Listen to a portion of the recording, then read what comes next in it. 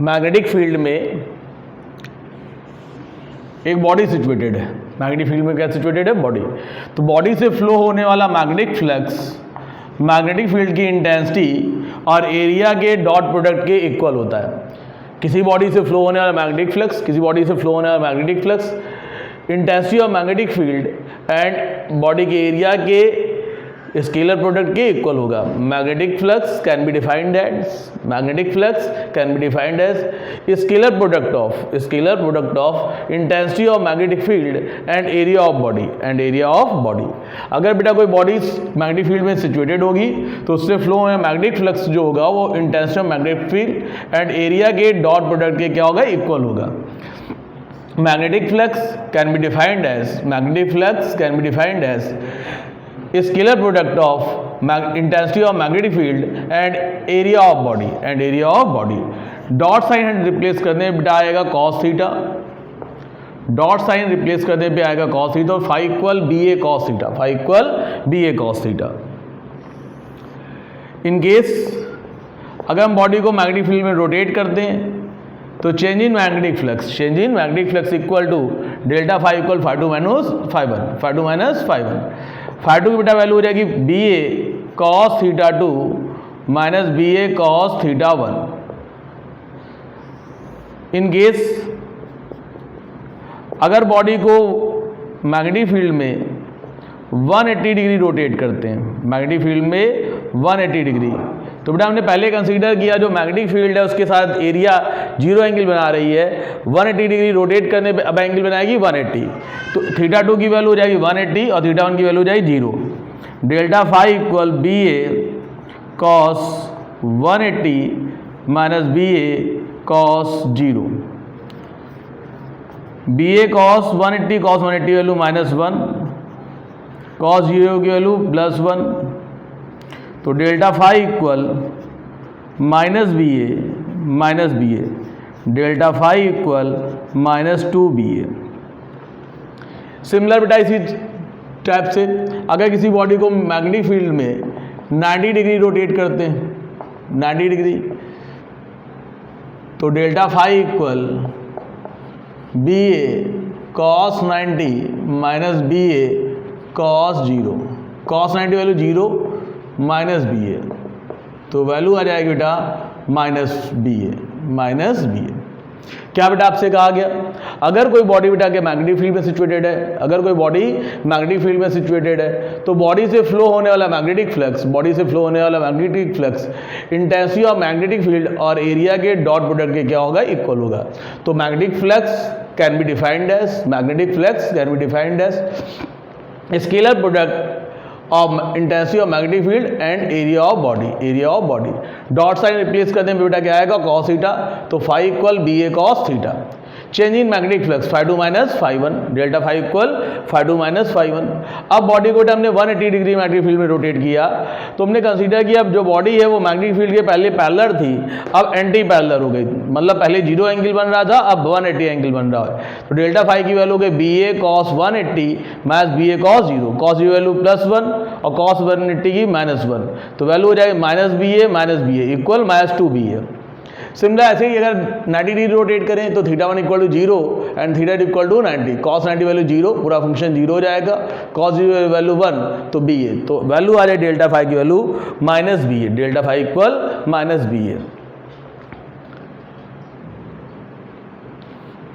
किसी बॉडी से फ्लो होने वाली फ्लक्स की बेटा इक्वेशन गिवन है 4t² + 3t + 5, phi equal 4t² + 3t + 5। तो t इक्वल 2 सेकेंड पर इससे कितना मैग्नेटिक फ्लक्स फ्लो होगा? तो फाई इक्वल 4, t की वैल्यू 2, 3 + 2 + 5, तो फाई की वैल्यू हो जाएगी बेटा 4 × 4 + 6 + 5, 16 + 6 + 5 इक्वल 27। फाई की बेटा एक इक्वेशन दी गई थी 40 स्क्वायर प्लस 3t प्लस 5। अगर 2 सेकेंड में इससे कितना फ्लो होगा मैग्नेटिक फ्लक्स, तो टाइम की वैल्यू 2 सेकेंड की वैल्यू थी, तो जो इक्वेशन थी टाइम 5 की उसमें हमने t की वैल्यू क्या पुट कर दी 2, तो 5 इक्वल हो गया 16 प्लस 6 प्लस 5 इक्वल टू 27।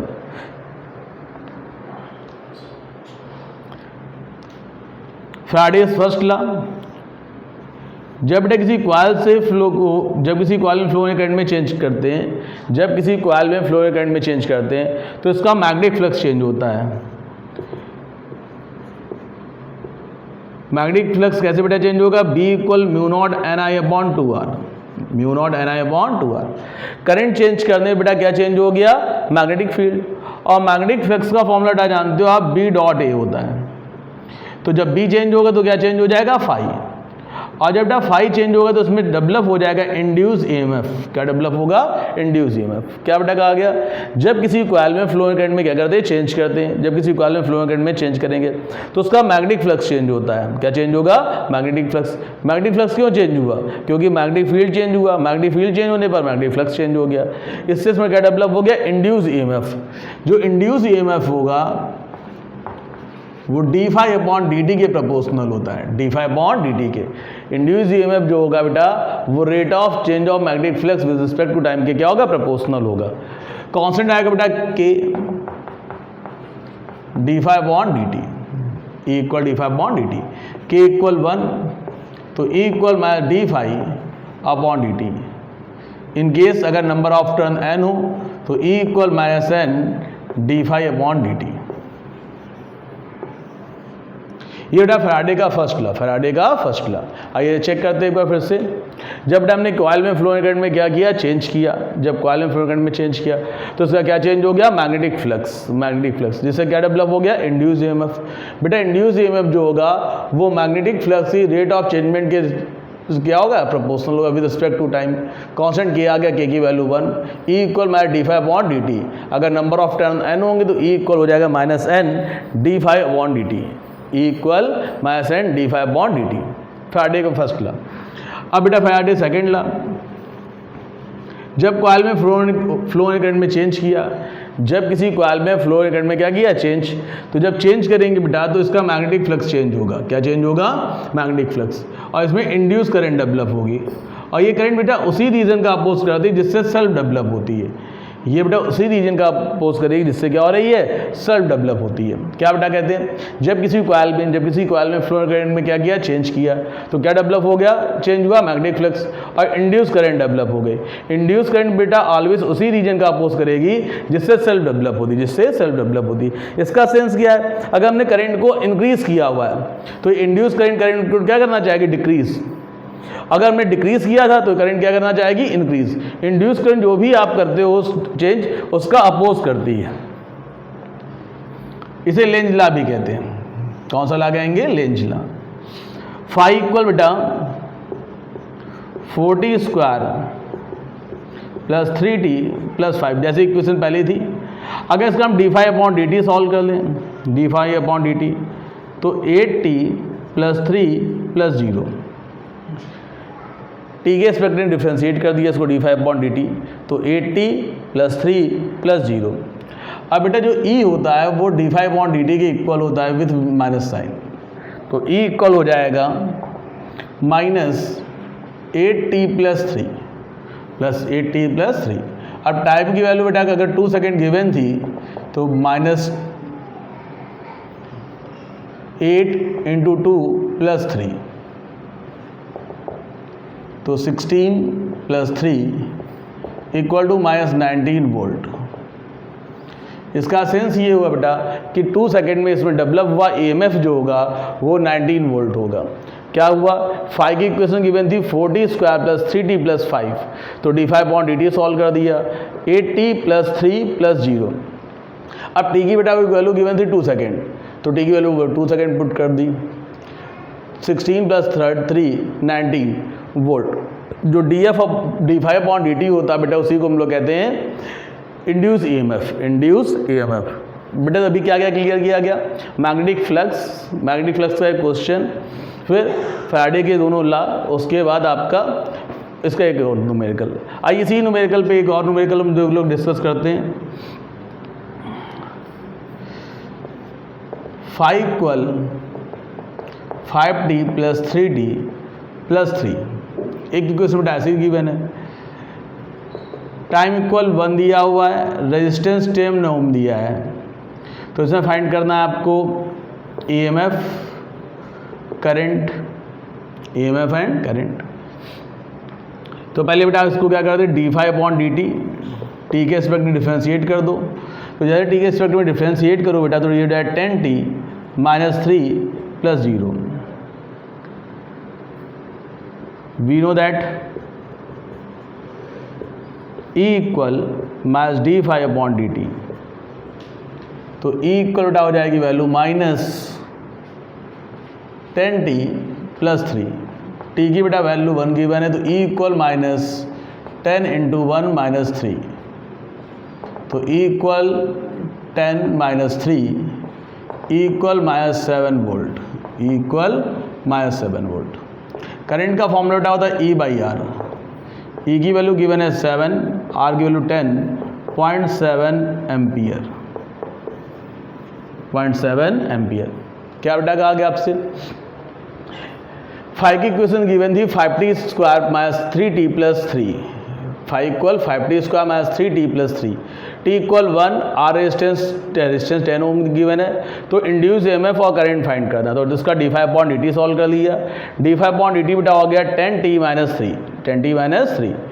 अब we know that d equal minus d∅/dt होता है, d∅/dt की यहाँ वैल्यू पुट कर दो, तो E इक्वल हो गया माइनस 10t प्लस 3, t की वैल्यू 1 है, 1 पुट कर दीजिए, तो E की वैल्यू हो जाएगी माइनस 7। करंट की वैल्यू थी E/R, करंट की वैल्यू E/R, E की वैल्यू 7, R की वैल्यू 10, डिवाइड कर दीजिए 0.7 एम्पियर, 0.7 एम्पियर। आइए बेटा एक बार चेक करें फिर से पूरी बात को। कहते अगर कोई बॉडी मैग्नेटिक फील्ड में सिचुएटेड है, बॉडी कहाँ सिचुएटेड है, मैग्नेटिक फील्ड में, तो बॉडी से फ्लो होने वाला मैग्नेटिक फ्लक्स, बॉडी से फ्लो होने वाला magnetic flux intensity of magnetic field and area के स्केलर प्रोडक्ट या डॉट प्रोडक्ट के इक्वल होता है। डॉट साइन रिप्लेस करने में cos थीटा आ जाएगा, 5 इक्वल BA cos थीटा। अब change in magnetic flux ∅2 minus ∅1, BA cos theta 2 minus BA cos theta 1। फिर बेटा आपसे कहा अगर बॉडी को हम 0 to 180 रोटेट करते हैं, बॉडी को 0 to 180 रोटेट करते हैं, तो delta 5 equal BA cos 180 minus BA cos 0, तो cos 180 value minus 1, cos 0 value plus 1, value हो जाएगी माइनस 2BA। अगर बॉडी को बेटा मैग्नेटिक फील्ड में 90 डिग्री रोटेट करते हैं, तो θ1 equal to 0 and θ2 equal to 90, cos 90 value 0, सबको 0 हो जाएगा, cos 0 1 BA, तो वैल्यू आ जाएगी माइनस का BA। एक इक्वेशन गिवन है 5 equal 4t square plus 3t plus 5, t equal 2 given है, तो 5 की वैल्यू फाइंड करिए, तो इस इक्वेशन में t की वैल्यू 2 पुट कर दीजिए, तो 5 की वैल्यू आ जाएगी 27। किसी कॉइल में जब फ्लो एंड करंट में चेंज करते हैं तो उसका मैग्नेटिक फील्ड चेंज होता है, मैग्नेटिक फील्ड की वजह से बेटा मैग्नेटिक फ्लक्स चेंज हो जाता है, और इसमें डेवलप होता है इंड्यूस EMF, और इंड्यूस EMF जो बेटा होगा वो मैग्नेटिक फ्लक्स के रेट ऑफ चेंजमेंट के प्रोपोर्शनल होता है with respect to time. E equal minus d∅/dt, constant K आएगा, K की value 1, E equal minus d∅/dt। अगर नंबर ऑफ टर्न n होंगे तो n का मल्टीप्लाई हो जाएगा, E equal minus n d∅/dt। Second ला बेटा अगर किसी कॉइल में फ्लो करंट में चेंज करते हैं तो उसका मैग्नेटिक फ्लक्स चेंज होता है और इंड्यूस करंट डेवलप होती है। अगर EMF डेवलप होगा तो बेटा करंट भी डेवलप होगी, और करंट उसी रीजन का अपोज करती है जिससे सेल्फ डेवलप होती है, करंट उसी का अपोज करती है जिससे सेल्फ डेवलप होगी।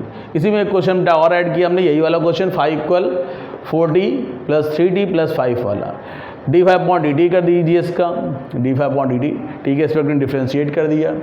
अब t की वैल्यू 2 गिवन, तो 2 वैल्यू पुट कर दी, तो E की वैल्यू आ जाएगी माइनस 19।